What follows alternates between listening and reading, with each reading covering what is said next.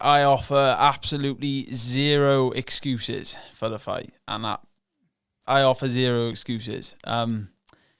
If you're in a confident enough state of mind to turn up to a cage, have a man in a polo top pat you down, and send you in there to fight someone, you obviously think you're gonna win.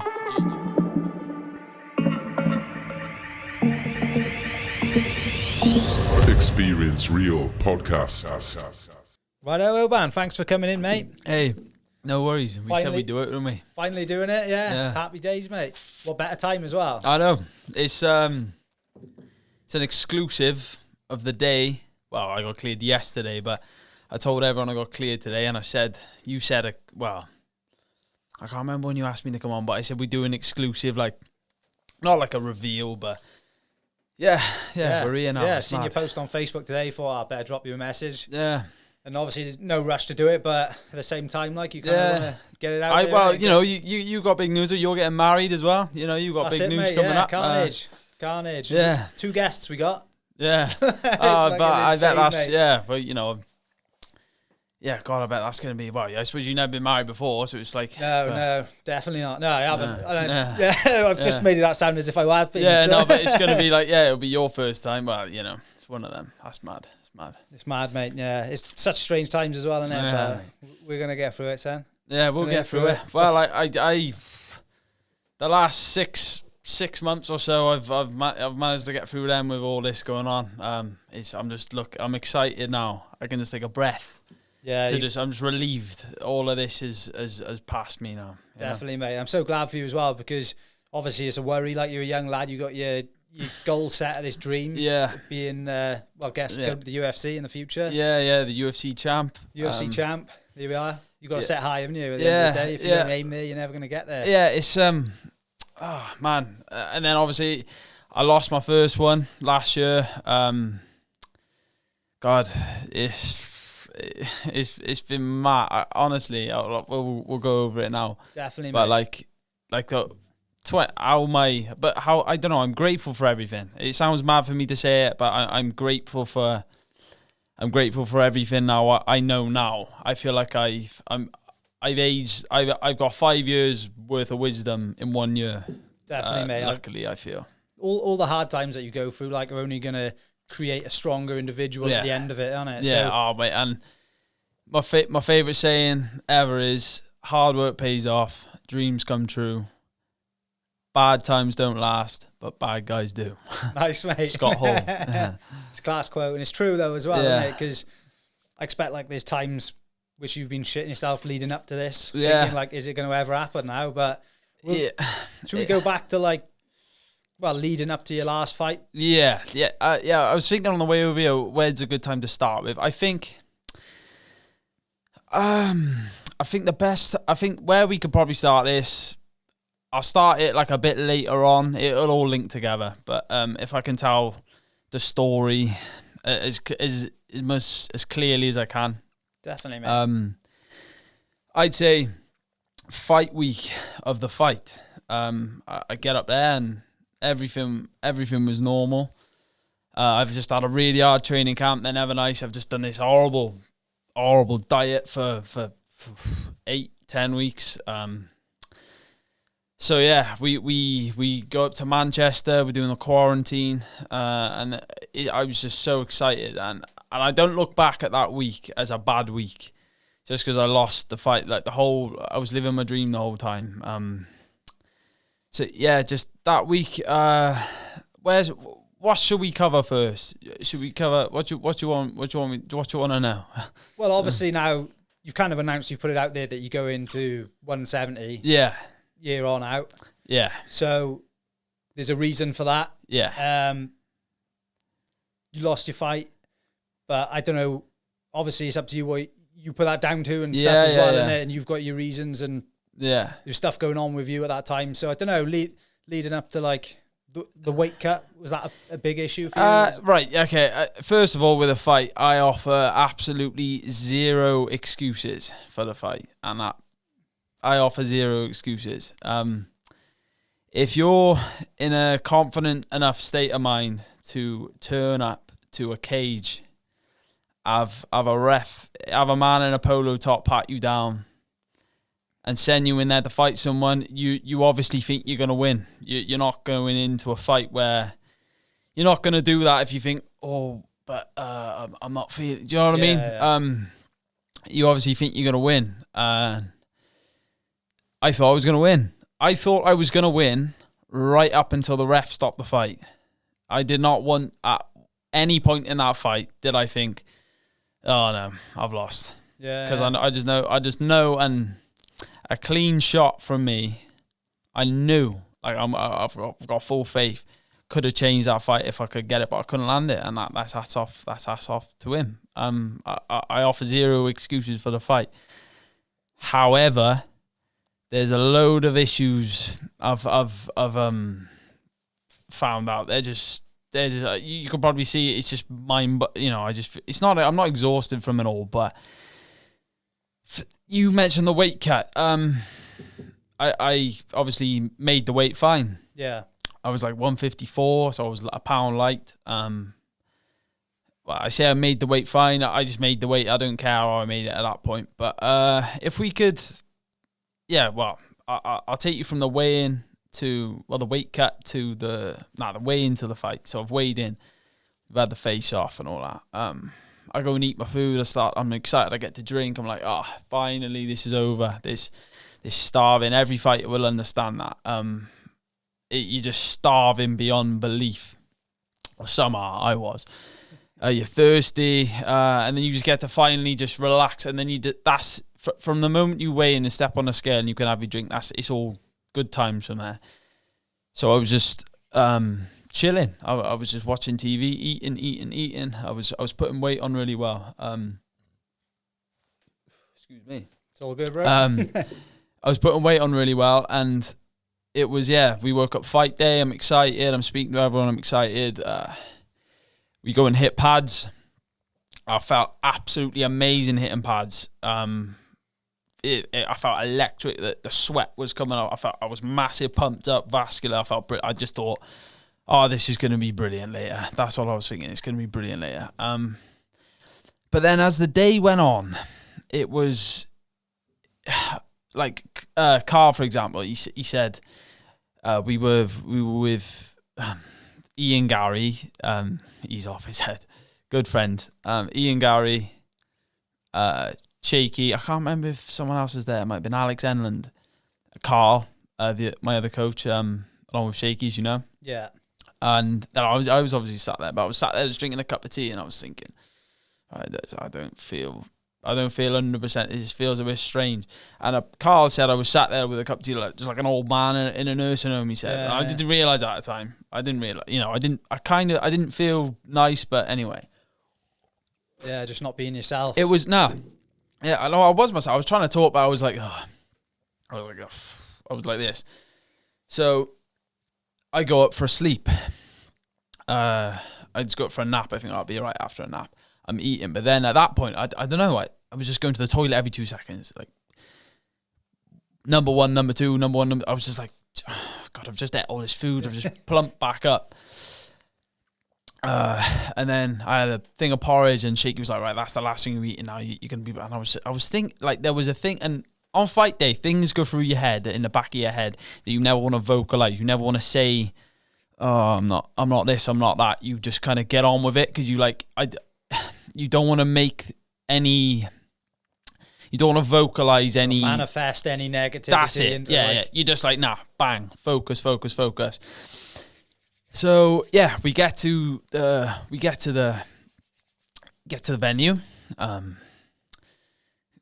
warm up. I was literally sat in the chair, but I've been tired before fights before. This wasn't the first time where I've been a bit like I go training all the time, doing that weight cut, and I can never be bothered to train, but I have my best sessions, some of my best sessions. So it was like, I've been here before. This competition we going out and we're having a 3-rounder.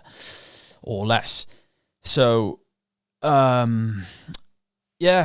out. I was just like, I feel everything was fine. I was right up for the fight. Mentally, I didn't feel great, but I've had other fights before where I've not felt very, very nice.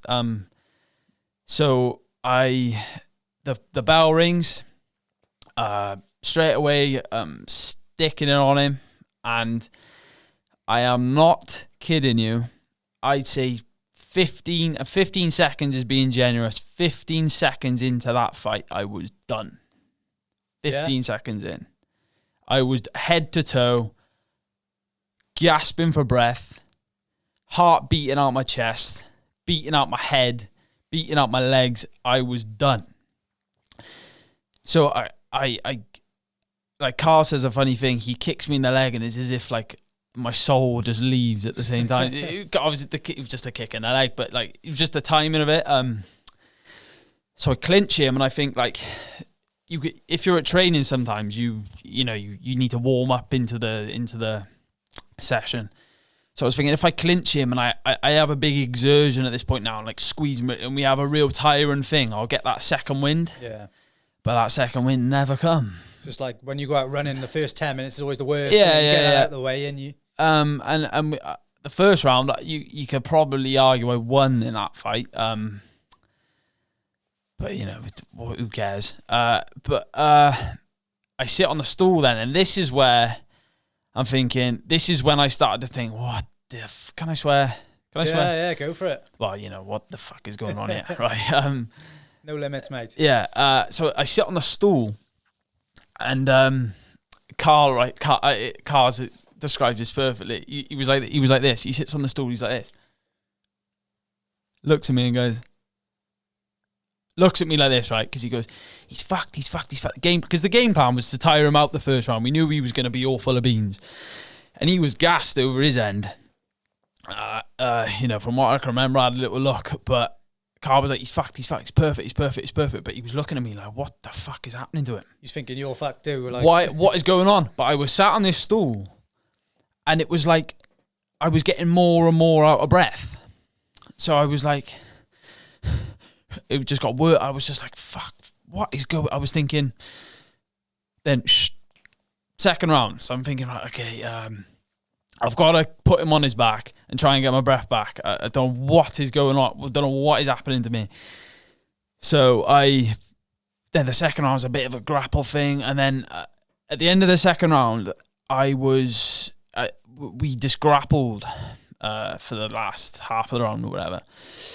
And I remember getting up, and I've never felt like this in my life, where it's like you're on a boat. Yeah. I remember it so clearly. I was just like, and I walked to the wrong part of the corner. Like I was walking somewhere where I thought that said that, and then he pulled me, and they sat me down. And Carl and Shaky were like, "You've got to fucking knock him out now." And I was like, could not speak. I couldn't look at him. My eyes were going all over the place. I was done, and I was done. I was this tired 15 seconds in. So, I was like, I didn't say anything. You gotta knock him out. So I just, gonna knock him out. I go out. And I just, at this point, my legs beyond my wildest dreams, and I'll come back to the weight cut now. Going back about my legs, I'll be as detailed as I can. I won't say it links in. As I said, I offer zero excuses. Right? I don't fucking make excuses for that. I beat a lot of boys. I beat a lot of boys up. I sent a lot of boys home with their tail between their legs. They've been very upset on their drive zone. Do you know what I mean? I've done it before, and it's my turn this time. I offer zero excuses, right? So I'm thinking, if I can just chin him, this is it. And I was just like this. And I remember throwing this left hook as hard as I could, and then he hits me with a shot. It was my legs. It was like, what is happening to me? I was just like trying to, and in the end, the ref stopped it. I was just like, and I gotta fucking dig Cage Warriors for this. They put this video up with the stoppage, and it's like, he lands his right hand, lovely right hand, and then I edit it with a fight's over, but there was like a minute of up and down. I stood up like, what the fuck are you, Cage Warriors? You know, where's the camera? The amount of viewers. The amount of eyes I've put on Cage Warriors, and you do that to me. Nice one. Trying to get the attention. So yeah, I stopped. I clap. I think struggling to walk back. I think I'm just like, I just don't know what was going on. I go back in the room. I remember saying, "Well, that sucked" to everyone, But this is when, at this point then, I've just had a fight, but this is when it really started to, I was thinking, right, this ain't fucking right now. This just is not right now. I lay down on my mat, like my warm-up mat, and the same thing was happening again. I was getting more and more out of breath. It was like I was exercising. Yeah. And I had one of them that I've been wanting to drink all day, and Carl was like, give him one of them. I always said, don't fucking give me that. It was literally like, I was like, what the fuck is going on here? And Shaky was like, if you don't fucking get your stuff together, they're going to take you to hospital. But I think if I'd have gone to hospital then, I would have known kind of what happened there and then. I would have known there and then. But I investigated it a bit. I was thinking, fuck, going to hospital. I want to go home. So they just between them carried me out. The ladies at Cage was, I have some Skittles. You don't look well. I looked like I just got off the scale. All my weight had gone. I've been pissing and shitting all day. All my weight had gone. I was back to this little crackhead. So I go home, and that night I just think, we were talking, and I just like, I can't even. I did everything I could before, during, and after that fight. Well, before and during that fight, I did everything. And I slept like a baby. I was just like, I can't wait to go to sleep. And, people are like, oh, they lost it. I think if you get really upset about a loss, you couldn't have put everything in beforehand. Yeah. You couldn't have put everything in beforehand. What are you upset about? Look at Conor McGregor the other week. He lost a devastating loss. But it is what it is. Yeah, he's humble as anything, isn't it? It is what it is, because he trained hard. And, there was fights, but when I was younger, I didn't train hardly at all for. Yeah. And I won. So...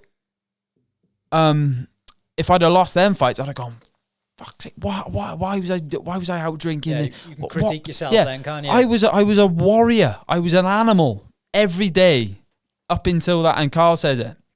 The only time I've ever not impressed him is the night of that fight. That's the only time I've not impressed him. Even on my worst days, on a hangover, I've gone out the night before. It's been a bank holiday. I've come to sparring. And I've performed like nothing's fucking happened in sparring against the best fighters around. So it's like, I knew something was wrong, but I was just like, oh fuck, whatever, put it behind me. I know this is a long speech, but this is what we said. Yeah. And a lot of people want to get asked the same thing.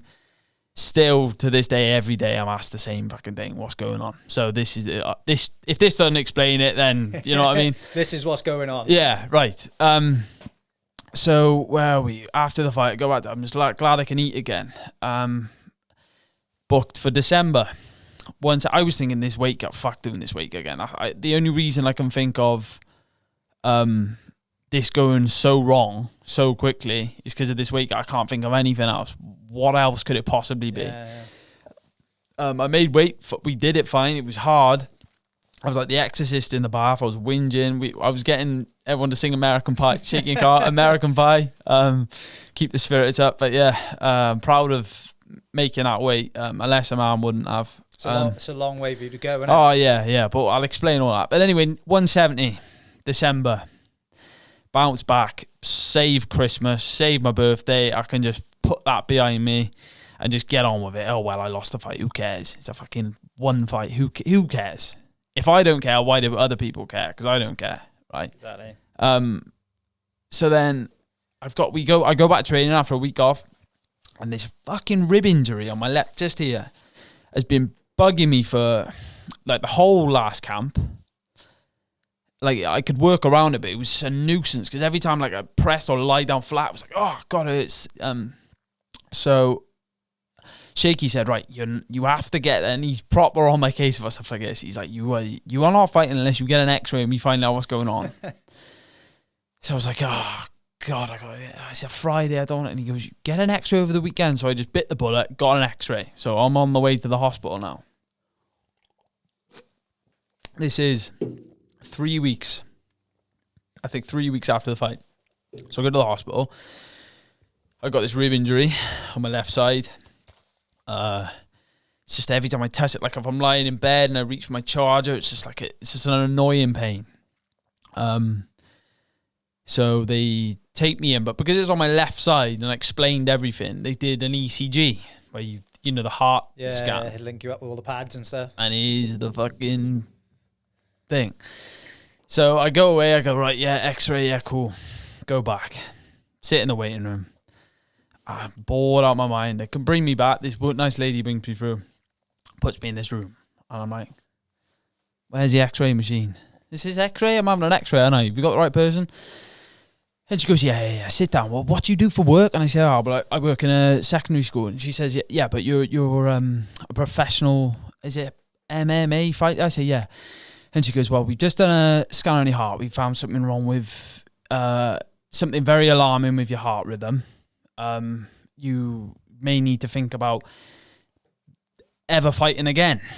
And I'm like, fuck. So I'm just like, oh my, I was like, are you sure? I literally said to her, and I was like, this can't be real. I was kind of shocked initially, but then it started to set in. I was crying.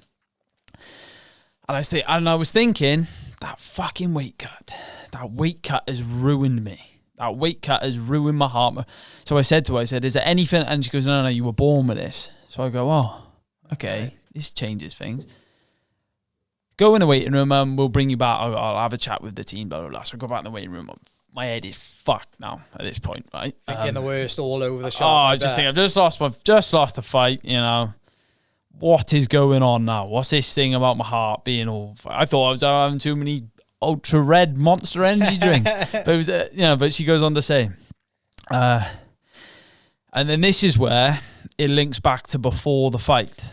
Okay, so I think I've explained this pretty well. I come back, she brings me through the waiting room, and straight away she's like walking me along, and she goes, have you been passing out? And I'm like, oh, fuck. Yes. Because before this fight and the lead up to this fight, I was just like passing out. I was like, it was just fucked up, right? I was in a house on my own at the time as well. So, it was just, and I'd be stood up chatting, and then I'd be like, whoa, and then I'd have to I just learned if I just squat to the ground, it would, I get my bearings back, and if I slowly stood back up, I'm like, oh, I'm all right now. I have a bit of water, right? So this was happening all the fucking time, and the closer the fight got, the worse and worse. And I thought it was because I'm low on calories, whatever, but it was in particular as it was getting worse and worse and worse. So she said, if you ever had a complete loss of control of your heartbeat, like palpitations, and I'm thinking, the only time ever is in that fucking fight. Yeah. So I'm looking at her going, I'm thinking, she said never fight again. Do I just blag it? Do I just say it? And I just like, then I just thought, this is why I'm so kind of glad this happened, because I was like, fuck me. It's something can be wrong with my heart. And if I lie here, I'm an idiot. So I said, the only time where I've thought, I literally said, when I was lying down on the mats and Carl said, drink one of them, I said, it feels like I'm having a fucking heart attack, right? So I said, the only time I've ever felt it is I had a fight. And she's like, oh, well, if it's happening when you're fighting, this is blah, blah, blah, blah, blah. And I'm thinking, oh, fuck. Just as well I got a degree, I'm thinking, as well. Yeah. So I'm thinking, oh, God. And she goes, people go their whole life, because it's called pre-excitation syndrome, which is, it's Wolf, and there's this thing called Wolff-Parkinson-White syndrome, and that's what they were investigating if I had Wolff-Parkinson-White. But pre-excitation, or like mild ectopic beats, it's called, where it's an electrical abnormal pathway in your heart. So anyway, she goes, people have their whole life without knowing, but it's usually people in a a depleted, like a vulnerable state. So, with like vulnerable people with COVID. Yeah. People get that. So she said, people vulnerable, they're severely ill. And I said, vulnerable. And she goes, yeah. Usually people who've say they're on chemotherapy and they go like a stick and they lose a lot, and then boom, there's a lot of stress on the heart. And I was thinking, well, I did. The only time I've ever felt these symptoms is when I cut nearly 3 stone for my last fight. And she went, you fucking what? She swore. She couldn't believe it. So I was and this is where I was sitting there. I was just like, you cannot be fucking serious. Do you know what I mean? So I was like, and she goes, right, so you may be able to fight. She was trying to make me feel better. She was like, yeah, but if you never cut weight. So I said, oh, what's my natural weight? I said, well, if I'm discipline, training. My natural weight's probably about 86, so I could fight at 84 middleweight. Right, but you know that's just not feasible. Do you know what I mean? They're all cutting a lot. Huge guys, like yeah. So it was a real. I was like, fuck. So I've got this thing where it's like, and this is the easiest way to describe it. I'm gonna try and, because the description of this, I'm not a doctor, but this is the thing. It's a mole. Like the problem I've got is a molehill. But the more and more weight I lost, and she said, you're at risk. You're not at risk when you cut weight, like dehydrate. So you're not at risk when I'm in the bath. I could cut 50 pound in the bath. That's not going to affect my heart. Of course it will, but it's not going to put my heart, and that's my liver and my kidneys. Yeah.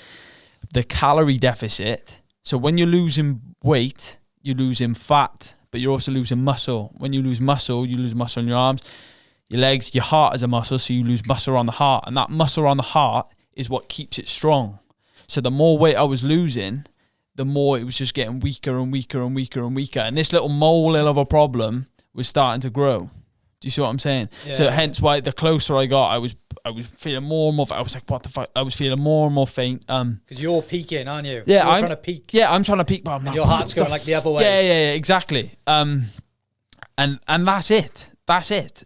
So I was like, so I've got this fucking do you see what I mean? I'm just sitting there. No, totally. I sit there now and I just think like, if only I went for an X-ray before that fight on my bad rib, then all of this would have been found out there and then I would have never fought. Do you know what I mean? That's a lovely fantasy. Yeah, like right? hindsight. But this is where, and this might surprise you, this is where it's all my fault, right? You're probably thinking, people might be, oh, how could it be his fault? That's just like a loser's mentality. How could it be his fault if he's got this heart condition he didn't know about? Poor Oban. He's got this heart condition he didn't know about. He had to go into a fight suffering of these symptoms. What a poor guy. He had to lose his fight. Oh, what an excuse. But here's where I fucked up. I was passing out of my house and not telling anyone.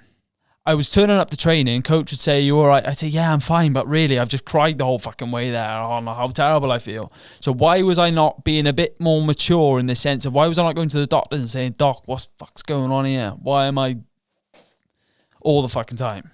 Why did I not have the maturity and the common sense to think, do you know what I mean? Yeah. Because it's competition. It's a competitive drive. It's the desire to be the win. I wanted to fight him. People ask me now, why did you fight Figlak at 70 kg? Because Figlak fights at 70 kg and I wanted to punch him in the face. That's why I fought Figlak at 70 kg. Yeah, I lost. Yeah, there was all these issues, but I still fought. If the issues were that bad, I wouldn't have fought. So yeah, I fought. Yeah, look, there's no excuses. But this is the problems I've now discovered. I'm treating this loss as if it's a complete and utter my fault scenario where I can grow from it. I'm not blaming some.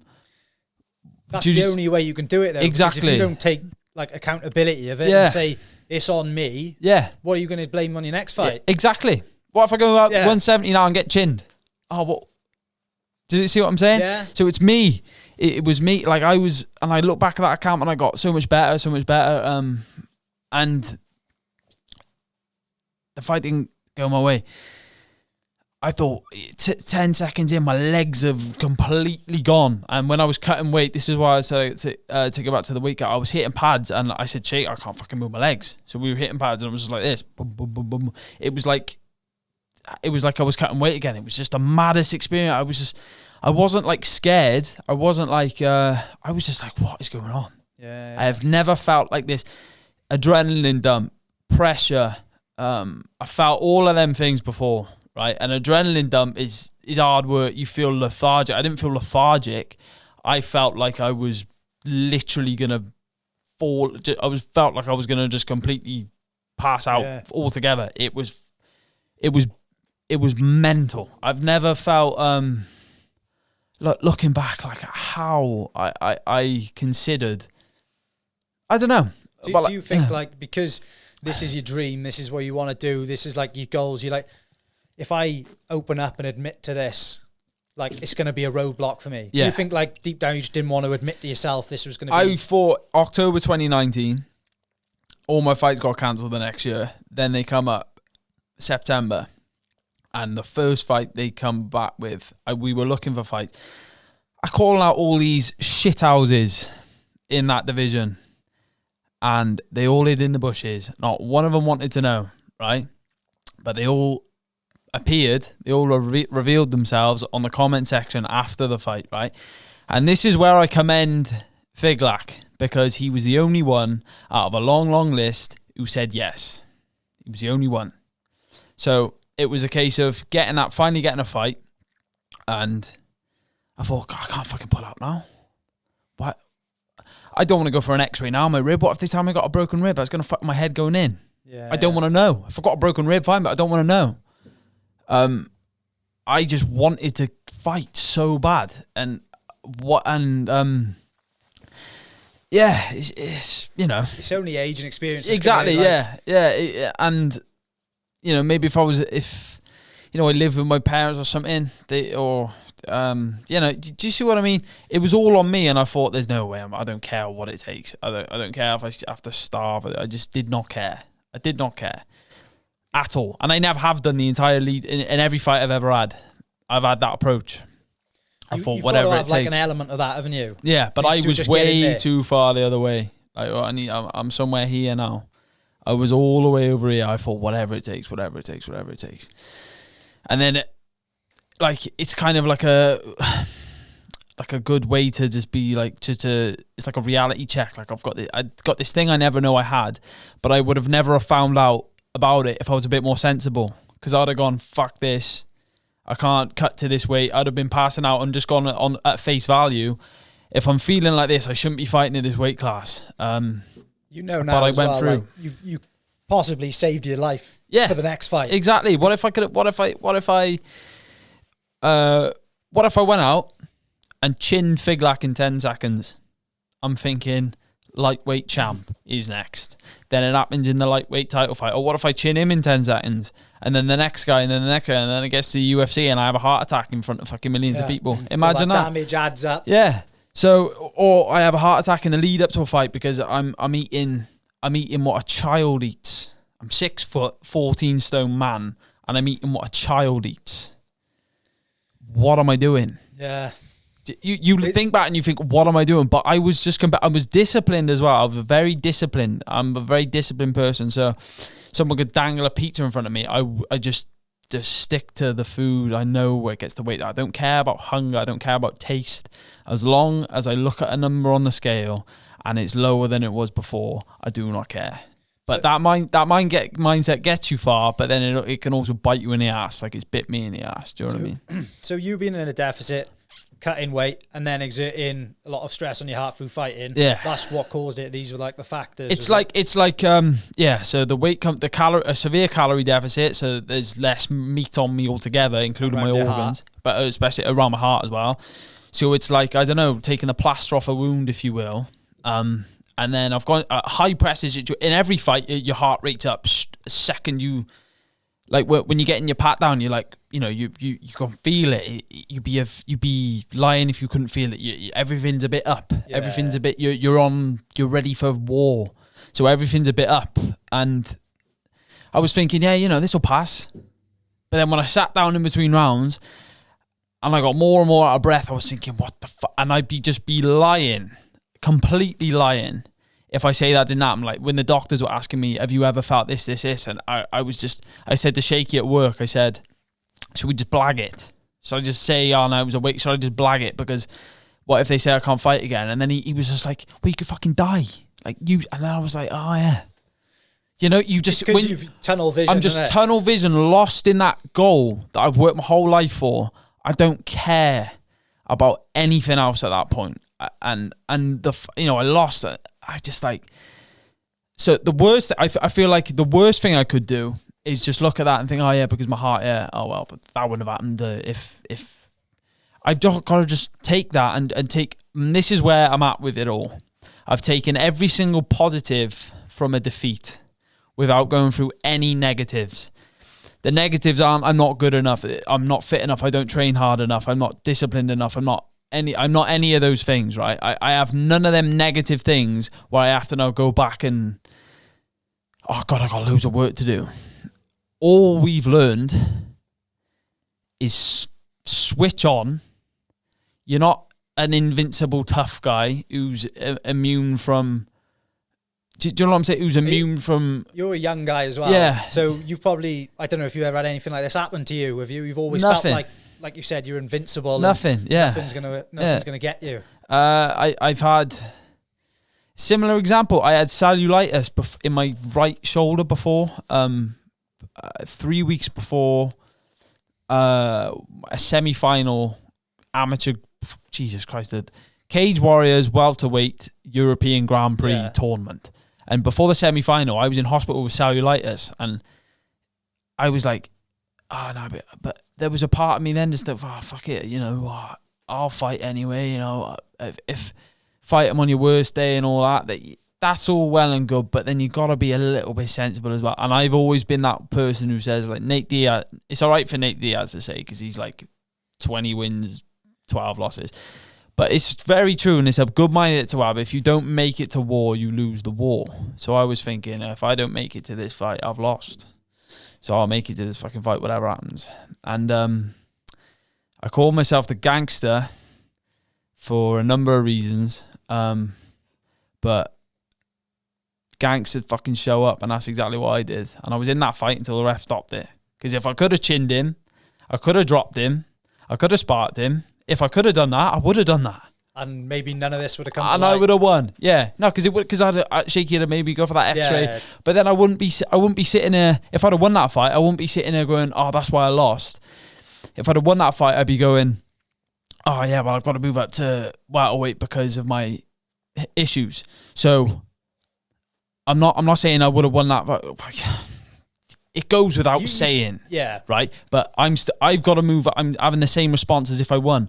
I've got to move up for my health issues. Fuck the fight. Yeah, I lost. No excuses. Never. You'll never get an excuse out of me. So, and that's that.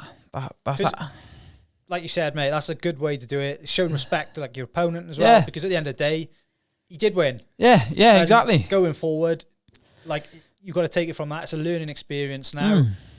If anything, you're going to move forward now with a new health, new knowledge of like what's good for you and what's not, and the right attitude as well. How much more mature are you now than before then? Do you think? Exactly. And if Jesus Christ, imagine if I chinned him in 10 seconds, I'd have thought, wow, lightweight again. I'd have been calling it. Was all worth it. Yeah. So like it didn't work. Like I was not even at 3%. I can't even say I was at that. Yeah. That just sounds like an exaggeration. Again, I can't take anything away from him because he trains hard. Yeah, he was fighting in these questionable leagues against questionable opponents and all that, and yeah, he was doing all that, but he still trains. And I've known this kid years. He still trains. He still makes weight. He's not he's not a thug. He's not a criminal. He works hard. He trains all the time. So yeah, he's good at what he does. So anyway, he's gonna. So he's entitled to a little bit of success. Granted, that fight, but whatever. I'd love.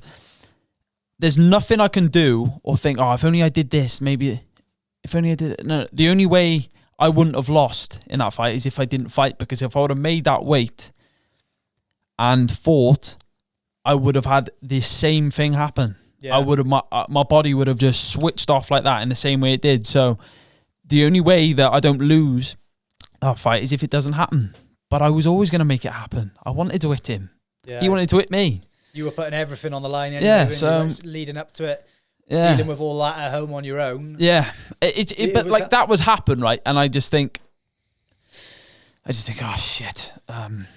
2 sugars in a cup of tea, put something funny on and just chill, relax, whatever. It is what it is, whatever. Convince yourself it doesn't matter. And then wake up the next day, just go for a run, just think, oh yeah, look forward to it. And it was gone, and then it would happen again. And I'm like, oh shit.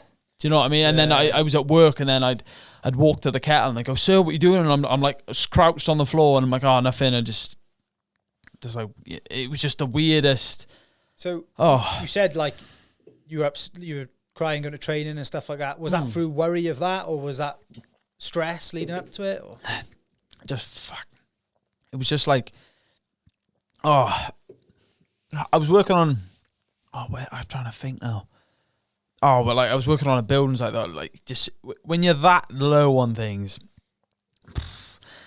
like I can't like.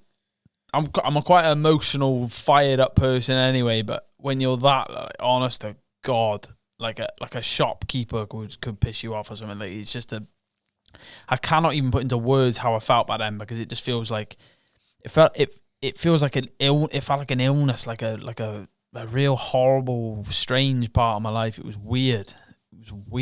It was just every day. I was just like a robot. I was just thinking about I wasn't thinking about the 24th of September when the fight was on. I was thinking of the 23rd when I fucking weighed in. Yeah, the fight could take care of itself. No, I was just daydreaming of just eating for about fucking. The first couple of weeks were alright when you first get going. You're like, your abs start popping out, but 6 weeks of just being a fucking of just torture. But that's what I was thinking. Oh no, I'm mentally tougher than him. I'll do it. I'd be surprised if he cut 3 kilos for that fight. At the weigh-ins, he looked exactly the same as he did the fight. So it was just, I cut like a stupid amount, put it that way. I'm looking forward to seeing you 170 now, though. Yeah, do you know what I mean? Mate, I'm so nervous about this podcast going out, because I'm just, I don't know. I'm. It's not like I care what people think, but I just can't wait for my action to do the talking. Like I cannot wait for that, and everyone's just going to be like, "Oh shit." Well, right now it's easy for people to speculate. Yeah. What's he talking about? But you're just going to have to go forward now of course, prove yeah. it, like, innit? Yeah, that's what I can't wait for. I cannot wait to. I've got. So is it March, Cage Warriors? It's not nothing official, but I think I'll be on. I'd say I'll be fighting on that.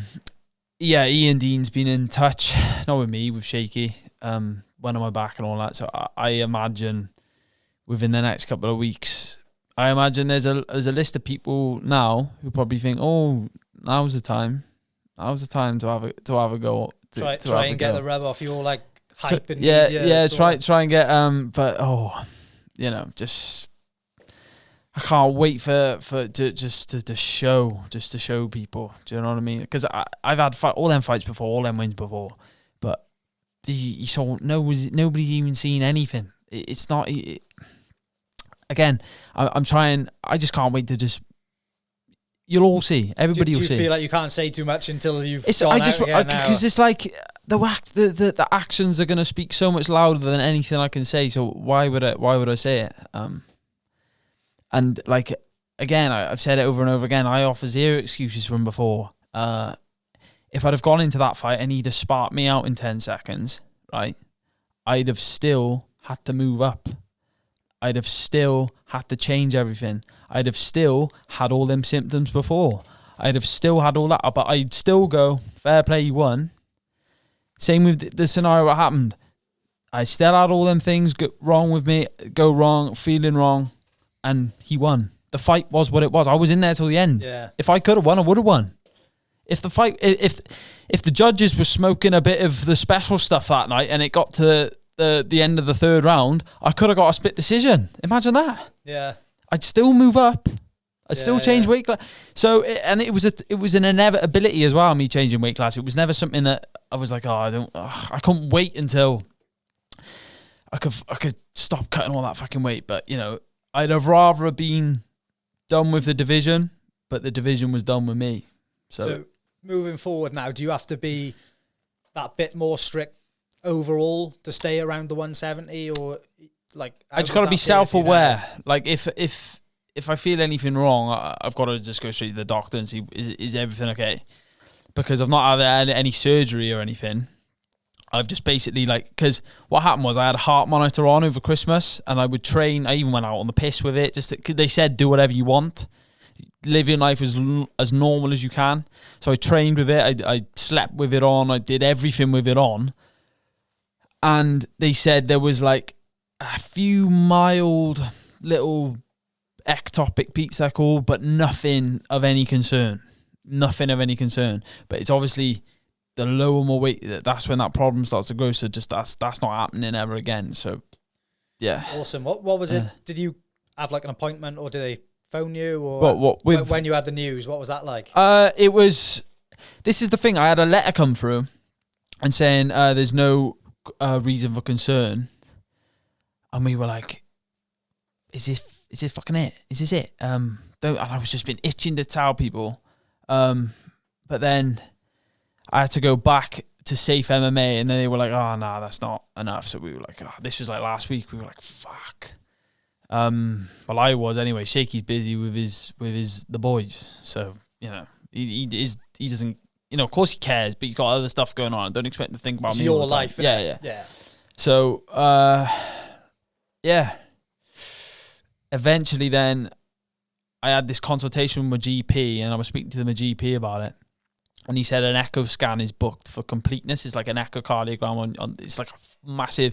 Would have cost like $1,000. I've had to go private with it and all that, but they literally said there's no reason for me to, judging from the results from my heart monitor that I wore at my normal weight, at my good weight, there's no reason to suggest that I would need anything like that. It's all good. But the ECG I had 3 weeks after the fight, and the ECG I had 12 or so weeks after the fight. The one 3 weeks after the fight was every single time. I had this thing going every single time. Then the second one, she was like, "Oh yeah, it's not. Yeah, you can still see it, but it was less. I don't know if I don't know if that's anything to do with it. Less stress as time. I think it was some. But that's the nature of it. Do you know what I mean? That's the nature of the fucking problem that why I've had to not fight and all that. It's just been a nightmare. Do you find any stress? Because I noticed you've kind of laid off social media a bit since, haven't you? Yeah. Has that helped you? Because I know there's. I bet you're sick of people.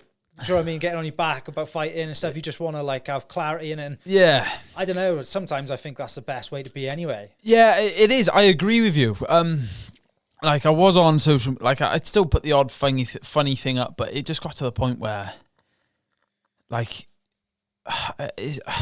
watch the fights and it would just do my head in. Watching fights, I just thought oh god, it was such a strange. But then once I got everything. I cleared off the dot. It's just a fresh start now. But yeah, social media. Oh, the amount of people I've seen who just saying this and saying that about me is mental, because I've had to go through, as I said, every positive of a loss without having any negatives, and now the positive being the real have done this and the fake have done this, and now I know who's who. Yeah, now I know who's who. They've exposed themselves. they've. And when when it all unfolds now, they're going to be thinking, fuck, I look like a dick now. They're going to try come up to me in the pub, or you might DM me on Instagram, and I'm just going to be, do you know what I mean? You just get people like that. I expect it's so easy though, being a young lad, to lose yourself in that, get involved in that. Yeah. No, that never. Some stuff kind of I don't know. But Jesus Christ, the amount of the banter I get off all the boys about that, and it's not even a really, it's quite a touchy subject, I suppose, because I've had all these problems. It's not like I could do it. Do you know what I mean? It's not you've just gone out and lost a fight. It's there's all this other shit that is upsetting me. Yeah. It's upsetting me, but fuck me, that's what the banter's been. And I wouldn't have had it any other way. The boys are still taking the piss out of me all the time. And I was one of them, and I still am one of them. People, I'm not loud, and I'm cocky, I'm not this, I'm not that. I'm just, I don't know, just a bit of an entertainer on social media. So like to have a laugh, innit? Yeah, but I'm a bit of an entertainer on social. For example, Mason Jones fought Joe McColgan, and that it was just, I was tweeting about every fight, and I just thought like, oh, what shall I like? And I just put something like, Mason, I'm coming for you. Like, I just knew it would get a bite. I just knew. So like, it looks, I portray myself online to be like, it's a bit like, I'm a pro wrestling fan. Are you a wrestling fan, like a WWE fan? Yeah, I used to love it. So it's a bit like, I don't know, I'm a bit like the nature boy in that sense. I just put off this. I'm not arrogant at all. You know this, I can tell just from talking to you. But now. But I bet you thought when I was coming here, I bet you thought I was a bit different. I don't know.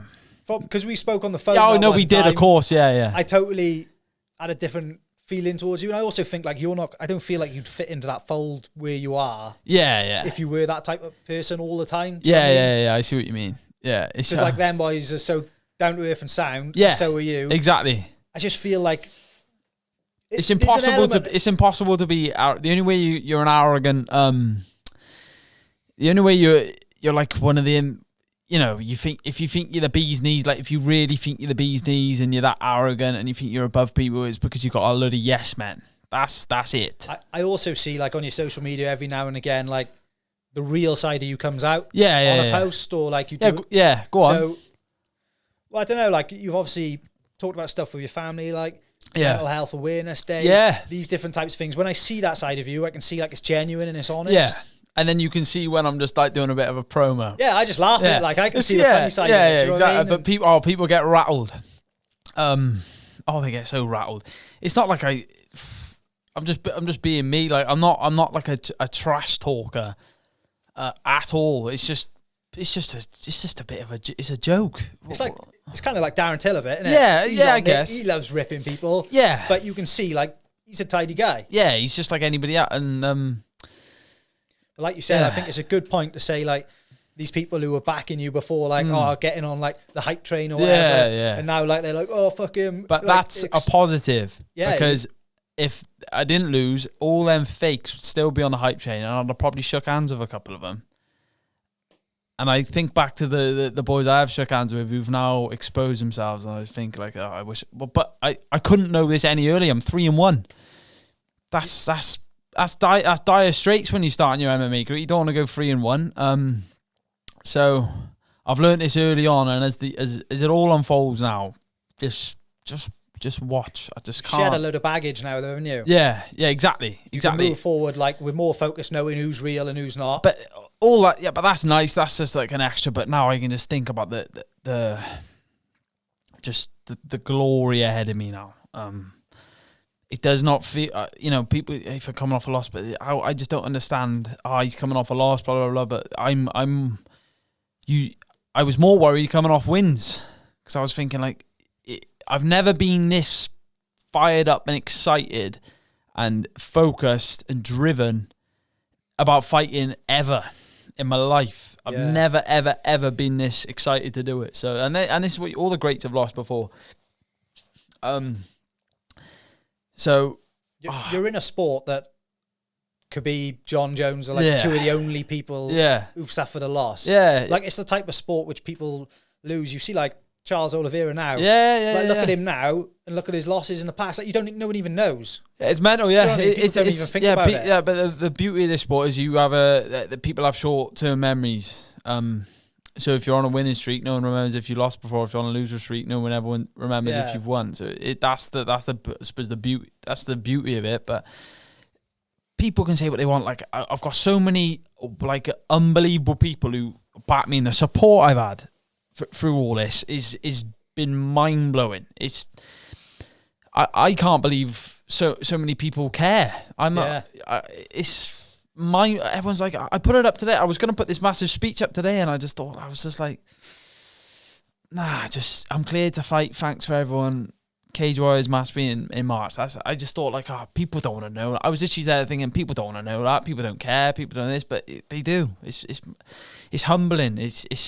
I think it's because you're relatable to people. Like people perhaps see you having a laugh and stuff, but then they see that serious side of you, and I think people like, they jump on that. They like to see how honest and open you are. Like you go live, like, and I'm not being funny, but like people relate to that. They can see that. They can interact with it. Yeah, of course. You know what I mean? You mentioned mental health awareness earlier, and I've had all. Do you know with my dad and stuff like that? Have you I put it all over social media. Yeah, I have seen, and I watched your podcast with Richard Shaw. Yeah. So I don't know, like, I lost my dad to suicide. It's one of them things. I don't know. I feel, I don't know. I won't assume that you know that, but because I put it everywhere, you know, it's weird. I don't. Yeah, but anyway, I feel like as I've gone through something like that, I don't know. I just, again, everything happens for a reason. It's just I'd do anything to have my dad back, obviously. But would I be here today? Would I want to be a cage fighter? I think if I had my family, I just, knowing what I know now, if I had my family, I'd just be taking my whole family in one bubble. You know what I mean? We're all disjointed all over the place now. So yeah, like I feel like the more bad stuff you go through, the more, I don't know, down. I guess it makes you down to earth. I hope I'm down to earth. I try to be. I try to be anyway. You know. I think so. Like all these things, they humble you. They make you see like the reality of life. Yeah, of course, and the values of life. Like this loss now has shown me like the value of life is life. Yeah. Like Jesus Christ. You've got to be happy outside of this as well as but this is the thing. That wasn't a thing for me. I've suffered a lot of with mental problems myself. Like I've actually, since I was a little kid, I've been diagnosed with bipolar disorder. So that since, like, when I was a little kid, obviously I lost my dad. It was terrible. I was just a mess. And yeah, I'm still battling that today. I'm still battling that today. So, like, when you say happy outside of fighting, but I was struggling to be happy in life in general. Yeah. But for many, many years, that's why I would always go to the gym. My head, I'd be upset at school, this, that, the other, whatever. But I was training every day. If I was upset in the house, blah, blah, blah, I put like Rocky music on or Muhammad Ali motivational video. Where he's like, I'm going to show you how great I am. But, you know, I put that on and go skipping in the back garden. Like, it was always my escape.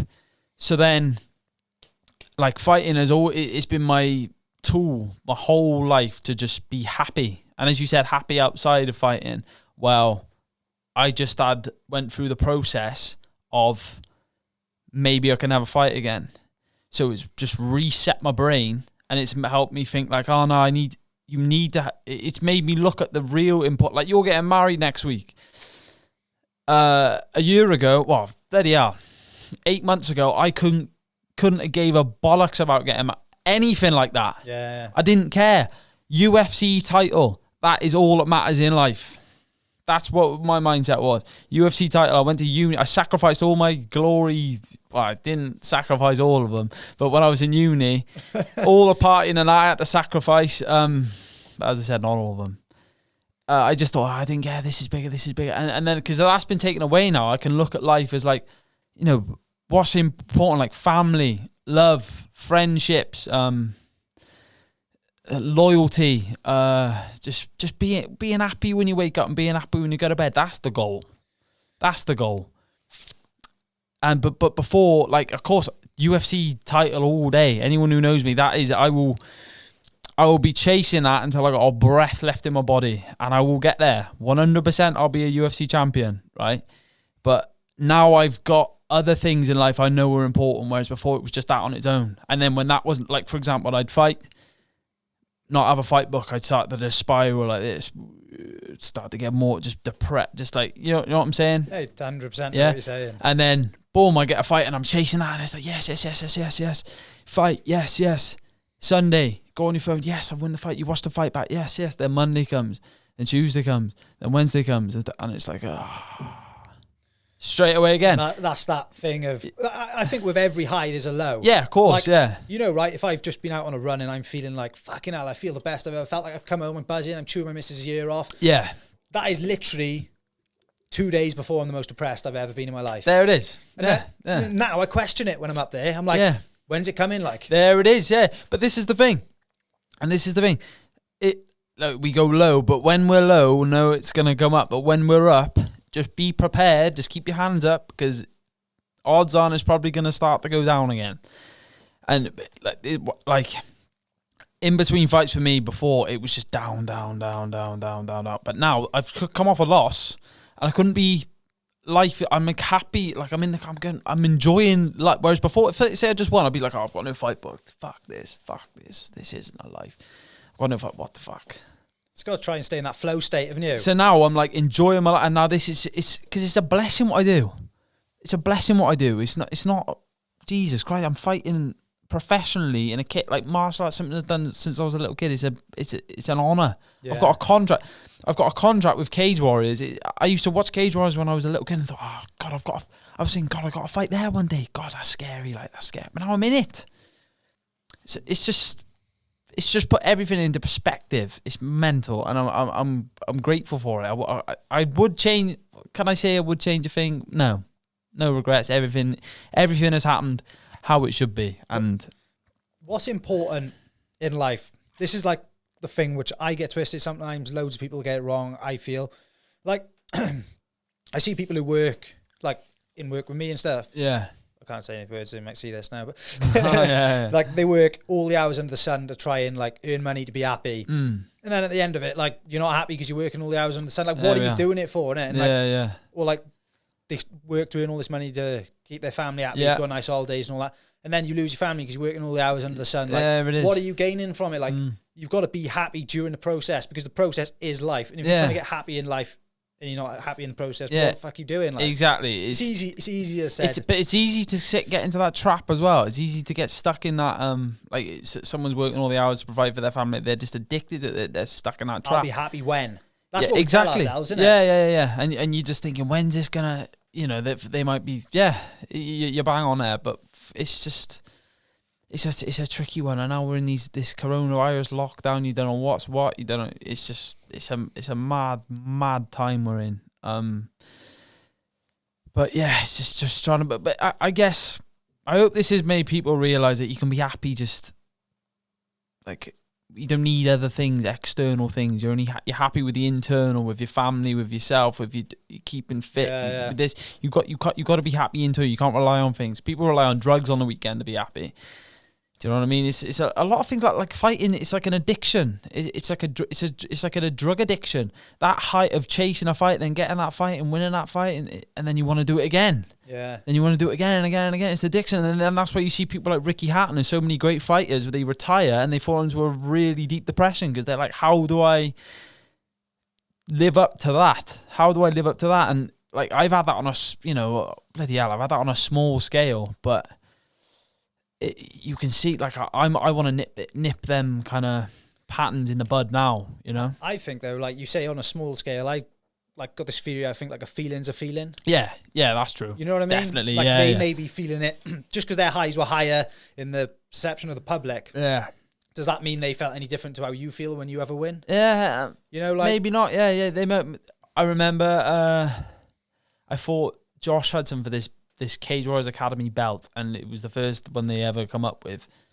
It was in Ebervale. I thought, oh my God. And this was at welterweight, at amateur. I thought, this is all I ever wanted to do. This is just hours this happened. The pressure, I was terrified, but I was also excited. It was just one of them. Won that fight, and Jesus Christ, I felt like that's been the biggest fight I've ever had. Like, I just thought, how I'm on top of. But then that was May, June, July. I'm sitting there crying myself to sleep. But that happened in May, and I'm there like, oh, why can't I feel like this again? I'm watching the fight. And it's gonna keep. It was getting like that every single time. I remember the quickest I've ever felt like that was I fought James Lilly. Then Sunday and Monday, and I was like, oh, fuck, my head's fucked. Straight away, like it was Monday. Usually you get a week of loving it, but I was like, oh, I'm back to work now. I'm like, oh my God, it's mental. The mind is like such a crazy thing, isn't it? And I tell you what, like some days I feel like I've got it nailed. Do you know what I mean? Oh yeah, I know what I'm doing now. Like I'm exercising, I'm doing this, and then like a couple of months down the line, I'm like, how the fuck have I got back here again? Yeah, I bet you feel, I feel exactly the same. I'm thinking, how am I still feeling the same way when I was 10? I was sitting there like that. Even the other day, I was like, how am I doing this? I was like, how? No matter what I'm doing, I'm still. But then this is what I've learned now. You just got to ride it out. Like I've known that for years, but when you're in it, you're feeling it. But you just got to ride it out. And Yeah. Now I feel good. I feel brilliant today.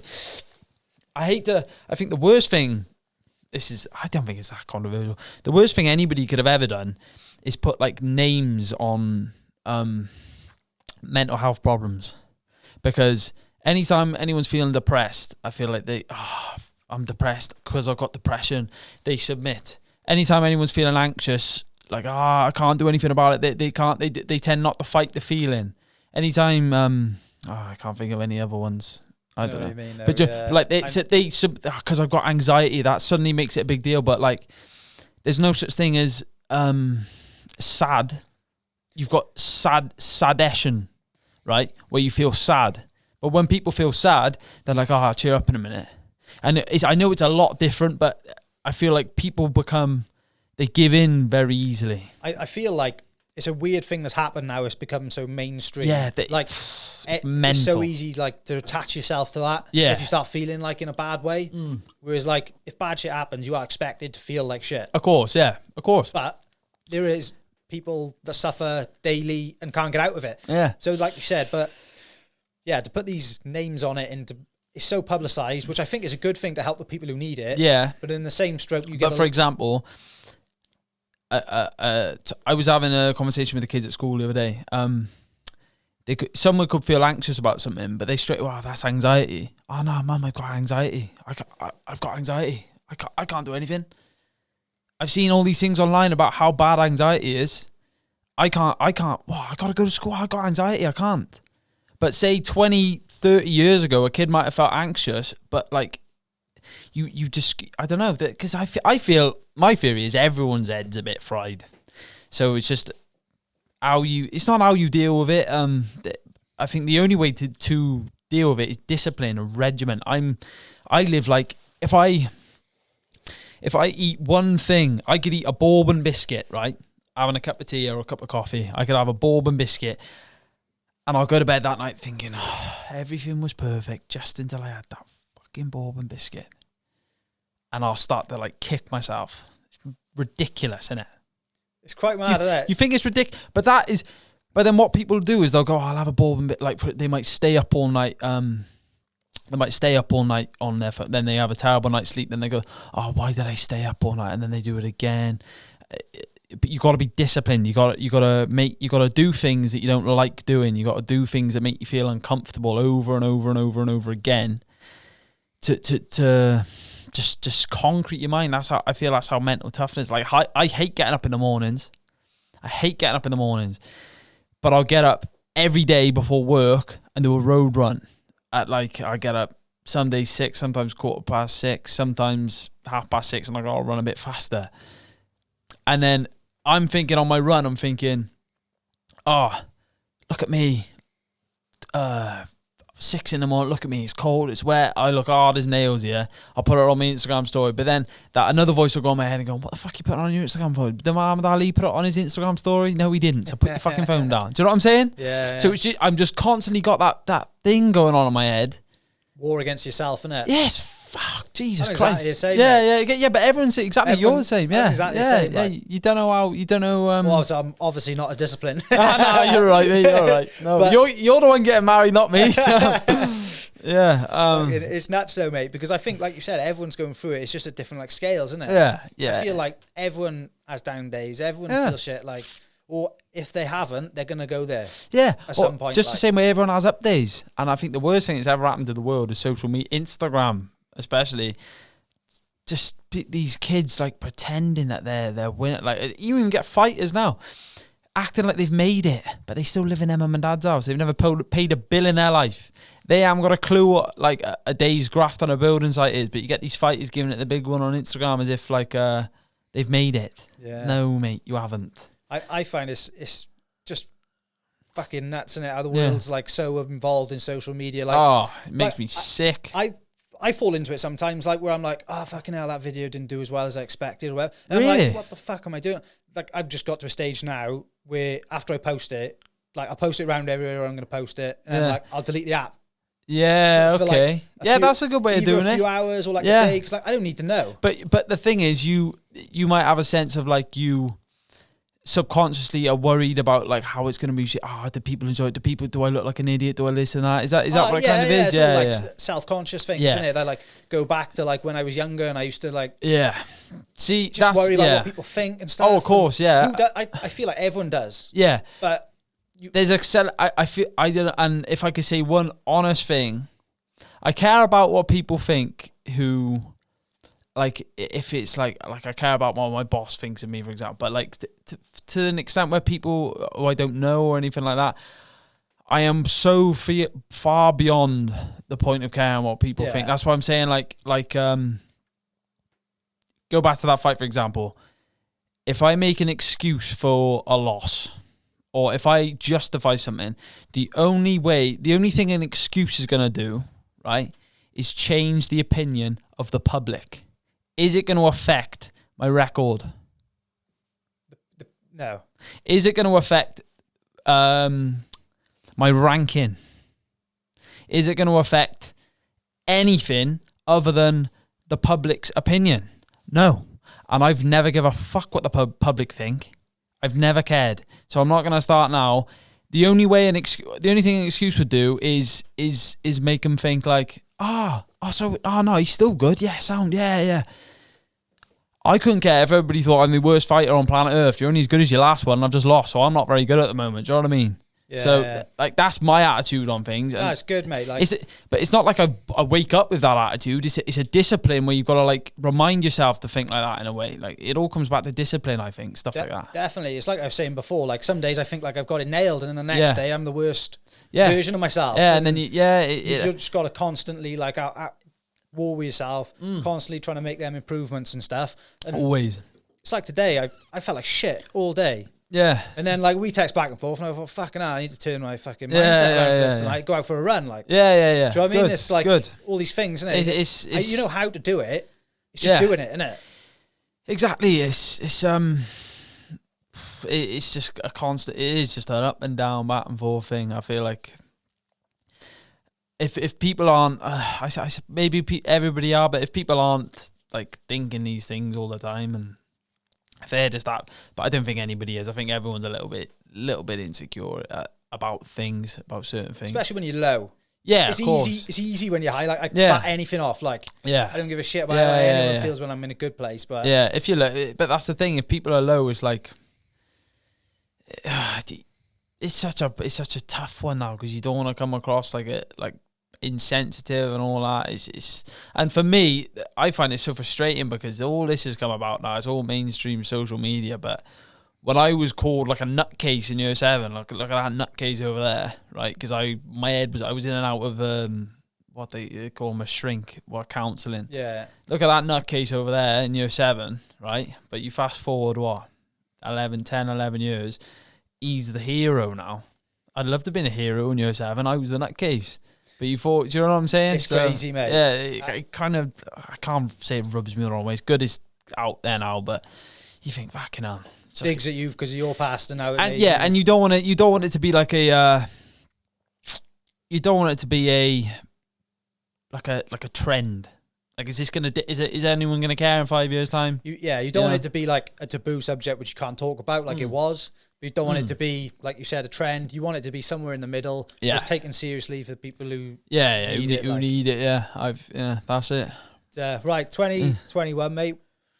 Anyone in particular you want to fight like this year, or is it just get a few under your belt? Well, I was matched against, I can't say his proper name. In December, just before, I was matched against the Latvian Express. I don't know his actual name. Madras. I don't want to say his name wrong, but his nickname's the Latvian Express. Shaky gets his nickname wrong. He calls him, what's he call him? the Lithuanian Express, he calls him. I was matched against him. Maybe I'll fight against him. Maybe who knows? It's my first. Well, it's my second fight at professional in this weight division. We'll see. One thing I've learned is calling. I called a load of boys out because I was so desperate to train. I was calling all these boys out because I thought the bigger names I beat, the quicker I'm going to get to the belt, the quicker I get to the belt, the quicker I can get to the UFC, and I can finally stop fucking working, and then I can actually live the fighter's life. Yeah. that's why I was there. I was desperate financially, really. But all I've learned is now, like, I'm calling these boys out, and people are like, "Who? What's his name?" Like, people know my name, but they don't know the boys I'm calling out. So them days are gone. Yeah, I'd say I'm one of the more and it's mad to say, but I'm one of the more recognisable names in Cage Warriors now, and that is a fact, even off a loss. And I guarantee my fight on the last trilogy series was probably the most watched. It was prime time on a Thursday night, 7 o'clock. Let's bang that on. It was probably the most watched, so I'm not calling anybody out. I have no. They'll have to fight. They'll have to come looking for me. For someone who's 3-1, like, you're following and you're hype behind you, is like, it's crazy. It is like mad. At the Cage Warriors level. Yeah, I know. And a lot of it comes down to what they've seen, but they haven't even seen hardly anything. They've not seen hardly anything. Just watch. I just cannot wait to get in that cage again. Oh, and just because before it was just like win, but now I'm gonna proper show people what I can. It's not a case of like I'm going out there to just, of course, the focus is win, but now I know what I can do. Like, on a bad day, I know what I can do. Not that bad. Gust of wind would have knocked me out that day, but I just can't wait. It's exciting times. It's exciting times. I'm getting all fired up thinking about it now. I'm excited to see it happen, mate. Yeah, excited to see it happen. Cage Warriors, get this by a fight, innit? I know they'll get it. I just think, I don't know what day it'll be on. They'll get me a fight. It's just, God, if I fight 4 times this year, I could be looking at a title fight at the end of the year. Ooh. But I couldn't care. Like, I just care about just that first fight back and showing people the skill, because belts and all. McGregor said this the other day. He said belts and money. No, what did he say? Belts and all that fade away, but the performances last, like the highlight reels last. So I just I'm a different animal now. I just can't wait to perform. Just perform. Nothing else. I don't care about anything else apart from that fight I'm going to have in March, and I'm going to perform. That's all I care about now. Awesome, mate. Yeah. Well, I think we'll leave it there. Yeah, it was a good one, mate. Thanks for coming in, mate. Hey, no, thanks for having me on, mate. Coming in, telling the story straight off the press, mate. And, yeah. I'm really excited to see, what's going to happen in 2021. We said we do like an exclusive. I've had loads of messages of people to do this and that, podcasts and interviews and all that, but we had a deal. Cheers, mate, and I appreciate that as well. And we'll catch up again in the future. Yeah, nice one, Joe. Top man. Do you want to tell them where they can find you, if they don't already know? They already know. That's it. There, then. Yeah. All right, mate. So. Nice one.